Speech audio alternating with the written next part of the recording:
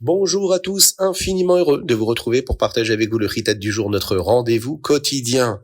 N'hésitez pas à nous envoyer vos dédicaces sur le WhatsApp du plus 33 6 21 37 24 52. À l'époque du Beth Amikdash, la Gemara dit que les Kruvim qui se trouvaient dans le Beth Amikdash se faisaient face. Cela montrait l'amour qu'Akadosh Baruch Hu et le Ham Israël avaient l'un pour l'autre. L'un des Kruvim représentait Dieu nous montrant son amour, et le second Kruv représentait les Juifs montrant en retour notre amour à Akadosh Baruch Hu. Avec Ruach HaKodesh, cet esprit prophétique, Shlomo HaMelech dit dans Shir Hashirim, que les Béné Israël diront à Hachem pendant la galoute, Mi hitenecha ke'achli, qui peut de nouveau te rendre comme un frère aimant pour moi? Quand viendra Mashiach, le moment où nous pourrons voir à quel point Hachem nous aime? Nous devons attendre que Mashiach vienne pour ressentir cet amour d'Akadosh Baruch Hu de la manière dont nous le ressentions dans le Beth Amikdash, lorsque les Kruvim se faisaient face. Pourtant, lorsque nous étudions la Torah, c'est un moyen de ressentir l'amour de Dieu. Quand nous étudions seuls, ou que ce soit à la synagogue, à la shul, à la yeshiva, à l'école, toute la journée ou juste un peu, quand nous avons le temps, nous pouvons ressentir l'amour de Dieu, un peu comme on pouvait le ressentir tout le temps dans le Beth Amikdash. Le rabbi nous a dit d'apprendre les parties du Chumash qui parlent du Mishkan. Nous l'avons dit hier avec davantage d'explications de la Gemara et d'autres parties de la Torah. En apprenant et en comprenant ce que la Torah dit sur le Mishkan, qui est le fondement même du Beth Amikdash, cela amènera Akadosh Baruch Hu à construire le troisième Beth Amikdash. Et l'un des versets du Chumash d'aujourd'hui dit « Lechem apanim lefanai tamid ». Le lechem apanim, ce qu'on appelle les pains de proposition en français, doit toujours être sur le shulchan, la table, devant Dieu. Le Midrash dit que le lechem apanim était une kapara qui apportait au Bnei Israël le pardon d'Hachem. Alors, quel serait leur kapara, leur pardon, lorsqu'il n'y aura plus de Mishkan ni de Beth Amikdash? Qu'est-ce qui amènera Hachem à pardonner le Bnei Israël?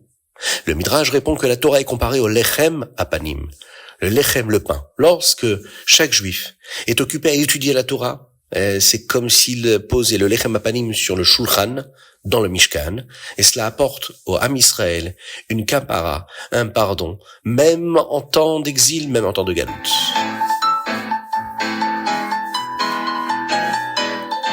Nous sommes aujourd'hui le lundi Yom Sheni de la Parashat Trouma, et nous sommes le 29 Chavtet Shvat 5786. Chumash. Hier, nous avons découvert le Aaron, l'arche. Aujourd'hui, nous apprenons ce qu'est le couvercle du Aaron, le kaporet, ainsi que le shulchan. Akadosh Baruch Hu dit à Moshe Rabbeinu de fabriquer le couvercle du Aaron, qui est appelé le kaporet. Il doit être fait d'une seule pièce d'or épaisse. Sur le kaporet, il doit y avoir des kruvim qui ressemblent à des anges, des malachim, avec des visages de petits enfants. Ils se feront face et auront leurs ailes déployées au-dessus du kaporet. Moshe ne doit pas fabriquer les deux kruvim séparément pour les attacher ensuite au kaporet.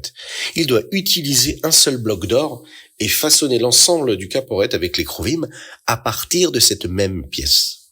Akadosh Baruch Hu parlera à Moshe Rabbeinu d'entre les deux kruvim, lui disant tout ce qui doit être transmis au Ham Israël. Akadosh Baruch Hu dit également à Moshe de fabriquer le shulchan, une table spéciale pour le Mishkan. Elle doit être faite de bois et recouverte d'or. Elle aura des étagères pour contenir 12 miches de pain, les lechem apanim. Lechem apanim, pain de face comme nous l'avons dit, traduction littérale, mais qui est un type de pain dont la forme donne l'impression que les deux côtés se font face et se regardent, d'où leur nom lechem apanim. Et bien qu'il soit appelé pain, il sera fabriqué de la même manière que nous faisons la matzah, afin qu'il ne soit pas chametz. Akadosh Baruch Hu dit à Moshe de ne jamais laisser le shulchan vide. Chaque semaine, une fournée fraîche de lechem apanim doit être déposée sur le shulchan.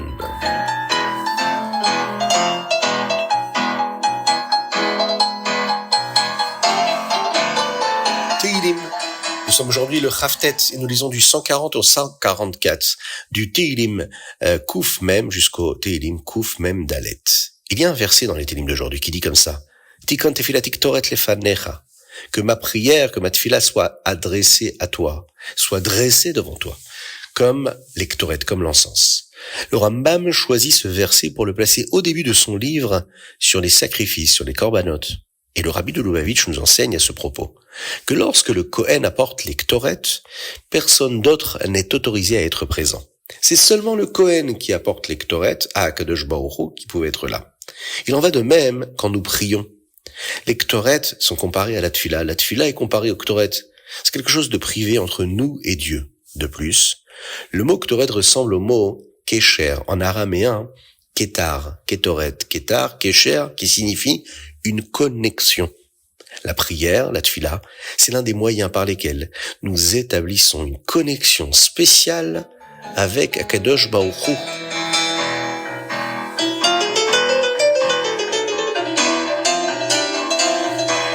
Tania, nous sommes aujourd'hui dans le 29e chapitre. Le Rabbi Shmuel Zalman donne un conseil pour le Benoni, qui est à un haut niveau du service de Dieu, d'Avodat Hashem, mais qui peut encore éprouver ce qu'on appelle, et ce que nous avons développé hier, le Timtum Alev, ce cœur-là qui s'engourdit. Parfois, le Yetzer Hara se sent très confortable et plein de gava, d'orgueil. Cela peut empêcher le Benoni de pouvoir ouvrir son cœur pour servir Dieu dans la tfila, ou de lutter contre son Yetzer Hara pour n'utiliser les choses matérielles que pour la sainteté, la Gdusha. Le Rabbi Shmuel Zalman a donné au Benoni un conseil tiré du Zohar en utilisant la parabole sur l'allumage du feu. Nous l'avons vu hier. Tout comme un gros morceau de bois qui ne brûle pas doit être coupé en morceaux pour pouvoir s'enflammer, le Yetzer Hara d'un Benoni doit également être coupé en morceaux et ayant des pensées de hanava, d'humilité pour le rendre plus petit, afin que la sainteté de la Neshama puisse briller dans le corps. Certaines des pensées d'humilité que le Rabbi Shmuel Zalman dit au Benoni d'utiliser sont en fait des pensées que nous utilisons auparavant pour nous encourager. Mais puisque maintenant le Benoni a besoin de s'emmener à se sentir humble, il doit y penser d'une manière qui rende le Yetzer Hara moins fier de lui-même. Comme un Benoni n'est pas au niveau du tzaddik, qui lui a transformé son Yetzer Hara en Gdusha, en sainteté, son Yetzer Hara est toujours présent et constitue une part très importante de ce qu'il est.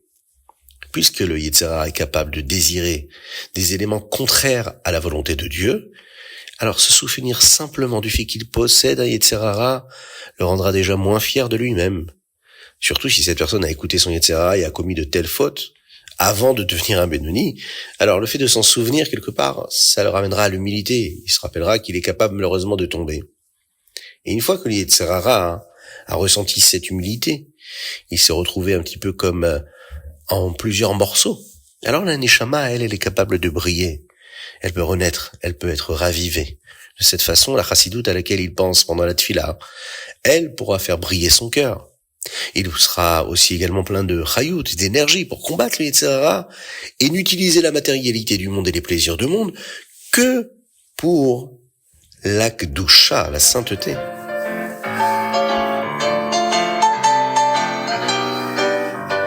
Ayom Yom, Chavtet Shvatz, 29 Shvatz. Le Rabbi Shmuel Zalman enseigne quelque chose de très spécial à propos de Rashi. Ce que Rashi enseigne dans le Chumash est comme le Yena Shel Torah, le vin de la Torah. Quand nous apprenons Rashi sur le Chumash, cela nous ouvre le cœur. Tout comme le vin peut faire dire des secrets à une personne, quand nous apprenons Rashi, le vin de la Torah, cela fait ressortir les secrets en nous aussi. La Ahavat Hashem, qui est en fait quelque chose de caché a priori chez nous, l'amour de Dieu, et la Hirat Hashem, la crainte de Dieu. Ils sont à cacher, mais on a la possibilité de les faire ressortir. Et là, on voit dans ce Hayom Yom l'importance que le Rabbi donne à l'étude du Chitat, du Rashi avec le Chumash. Voilà ce que fait le Rashi quand on l'étudie en étudiant la paracha de la semaine. Il fait ressortir cet amour et cette crainte de Dieu que nous avons au fond de nous-mêmes. Quand nous apprenons Rashi, cela nous ouvre l'esprit. Ça, c'est quand on l'étudie dans la Gemara. Ce que Rashi enseigne dans la Gemara révèle en nous ce qu'on appelle le Sechel Atzmi, la sagesse intrinsèque. Dans le discours du Rabbi sur Rashi, on peut le voir, surtout dans toutes les sichot qu'il a prononcées, ce qu'on appelle des sichot Rashi, dans lesquelles le Rabbi expliquait d'abord en détail comment comprendre le pshat, le sens littéral de Rashi, et ensuite, sur la base de ce Hayom Yom, le Rabbi a ajouté des leçons dans la Avodat Hashem, dans le service de Dieu qui nous amène à aimer Hashem et à craindre Dieu, c'est-à-dire le Yena Shel Torah.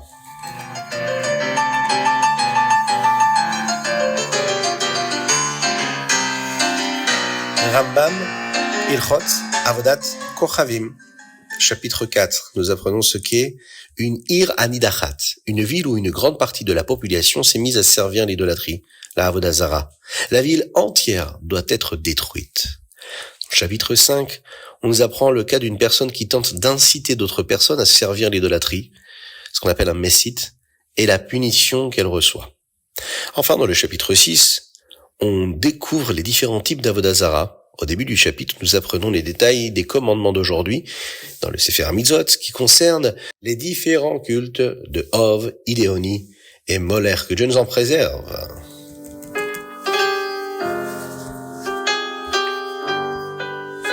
C'était le Chitat du jour. J'espère que vous avez passé un bon moment. Je vous invite à le partager avec le plus grand nombre. On se quitte avec, bien sûr, de la joie. Pourquoi de la joie? Et puisque vous savez qu'à partir de ce soir, et déjà à partir de Mincha, nous ne dirons pas Tachanoun puisque nous sommes Erev Rosh Chodesh, et qu'à partir de ce soir, nous dirons Ya'alev Yavo dans le Birkat Hamazon, dans la Bracha de la Michya. Nous dirons également Ya'alev Yavo dans la Tfilah d'Arvit ce soir. Mishenichnas Adar Marbim Besimcha. Quand arrive le mois de Hadar, on redouble de joie. C'est ce qu'on va faire, Bezrat Hashem. Le premier secret de la Chassidoute, c'est le mot marbin. On augmente. La joie du Hadar, c'est qu'il ne faut pas rester dans un état statique. Il ne faut pas juste, par exemple, allumer un interrupteur et décider d'être joyeux. Non. Le Rabbi nous enseigne que la joie, c'est quelque chose qui nous permet d'évoluer, comme un escalier. Chaque jour, le mois de Hadar doit être plus joyeux que le précédent. Pourquoi? Parce que la joie est l'outil ultime pour briser toutes les limites personnelles. On dit comme ça, Simcha poretzet geder. La joie brise toutes les barrières. Elle fissure les murs de nos peurs, de nos doutes, de nos habitudes. Elle brise nos chaînes, nos barrières. Il faut pour cela être joyeux.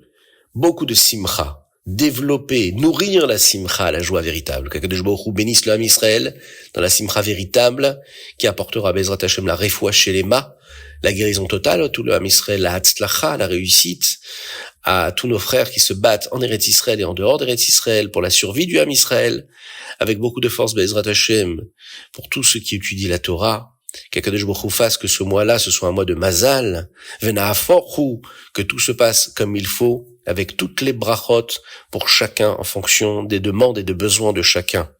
À très bientôt. N'oubliez pas de partager le Chitat avec vos proches, avec une refoua shelema pour David Ben Sultana et Avram Ben Sultana. Envoyez-nous vos dédicaces ou vos remarques sur le WhatsApp du 06 21 37 24 52. À très bientôt et dans la joie.